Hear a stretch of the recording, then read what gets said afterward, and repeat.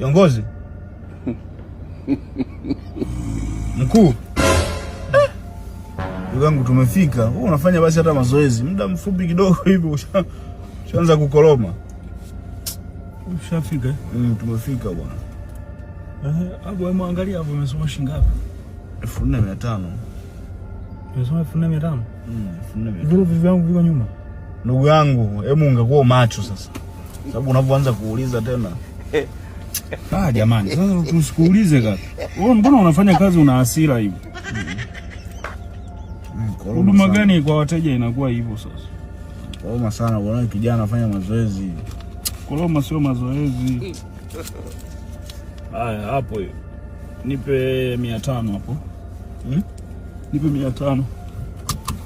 Sasa hapa jelo mkuu hamna hapa. Sasa sijua una. Tafuta namna unipe. Sasa hakuna maana yake nini, ndio jibu gani unanipa hapo? Sasa namna mimi ningekwambia 5000 hakuna. Ungenielewaje? Tafuta namna tupate 500 tuondoke bwana. Okay, tunadai jelo. Nipe 500. Buku wewe. Hapo kama unanibless unanisikia wewe? Tafuta namna. Namna ya? Nimekupa buku unirudishie jelo hapo. Wewe fanya utaratibu huo chapo. Basi nikasema 500 si ndio hiyo tumekuwa. Tafuta namna bwana. Nimekwambia tafuta namna na nadai shilingi ngapi hapo? Hapa unanidai 500. Haya, tafuta namna basi.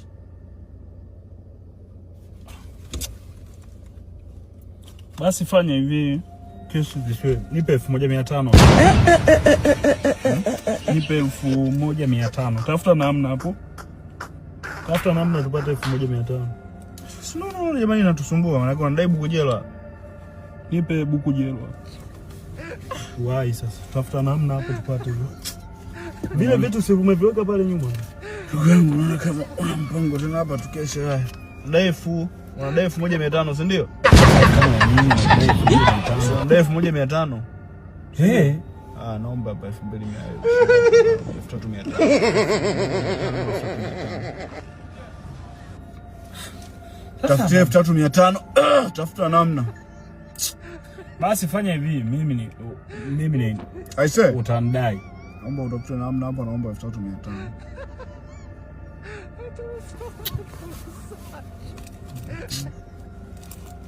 Wewe unandai hapa 3500, si ndio?